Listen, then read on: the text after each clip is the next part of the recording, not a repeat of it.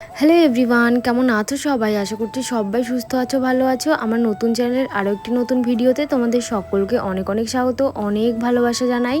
এই রান্নাঘরটা আমার অনেক শখ করে করা হয়েছিল, কিন্তু এখানে আর রান্না বান্না করা হতো না সমস্যার কারণে। আসলে বৃষ্টি হতো, তো সেই সময় না টিন দিয়ে জল পড়তো। তারপরে এই উপরের ছাউনিটা আর কি অনেকটাই ছোট, সেই জন্য চারিপাশ দিয়ে জল ঢোকে। তো অনেক দিন পর এখন এই রান্নাঘরটা একটু ঠিকঠাক করে রান্না করছি আমি, ভীষণ ভালো লাগছে। আর এই যে উনানটা দেখতে পাচ্ছ, আমার ঠাম্মা গত হওয়ার আগেই উনানটা আমায় করে দিয়েছিল। আর উনানটা আমার জন্য ভীষণই স্পেশাল, কারণ আমার ঠাম্মা অনেক অসুস্থ ছিল। সেই সময় আমি বলেছিলাম, ঠাকুমা আমার তো আর কেউ নেই, কে আমায় উনান করে দেবে।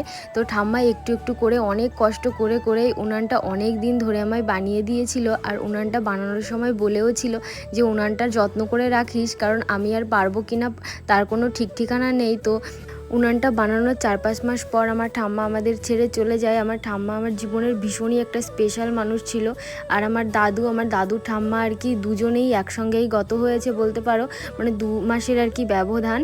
তো আজকেই উনানে রান্না করছিলাম আমি চিকেনের চাট। ফ্রিজে ছিল ওই চিকেনের চামড়া, মাথা, তারপরে আর কি পাখনা, এই সমস্ত কিছু ছিল। আমার বোন এসেছে রাতের বেলায়, তো ভাবলাম কি রান্না করে খাওয়াই, তো এইটুকুনা ছিল। আর ও ভীষণ আমার মতন আর কি এই চিকেনের চাট খেতে পছন্দ করে, তো সেই জন্যই ভাবলাম তো এটাই আর কি একটু রান্না করে দিই। আর এই রাতের বেলায় আমি আসতাম না এই রান্নাঘরের দিকে, কারণ ঘরের পেছনটায় কিন্তু এই মাংস টাংস মানে উনানে রান্না করলে বেশ ভালো লাগে। তো সেই জন্যই এসছি সমস্ত কিছু টেনে টেনে নিয়ে। তো এদিকে কিন্তু আমার মাংসটা রেডি হয়ে গেছে, আর এখন একটু গরম মশলা দিয়ে দিলাম। এখন মাংসটাকে আমি নামিয়ে নেব।